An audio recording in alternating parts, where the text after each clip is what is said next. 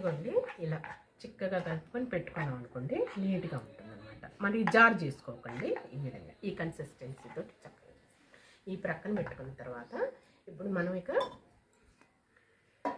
ఉల్లిపాయలు ఉన్నాయి కదా, ఈ ఉల్లిపాయల్ని క్లాత్లో నుంచి ఈ విధంగా చేసేసుకోవాలి.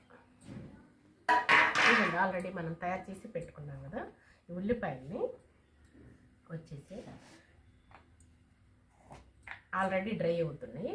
కొంచెం కారం, సాంబార్ కారం వేస్తున్నానండి నేను. సాంబార్ కారం రుచిగా ఉంటుంది. కొంచెం కారం, అలాగే కొంచెం పసుపు,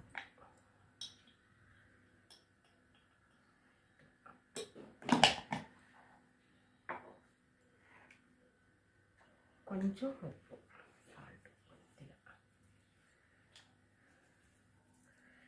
తర్వాత కొంచెం చాట్ మసాలా,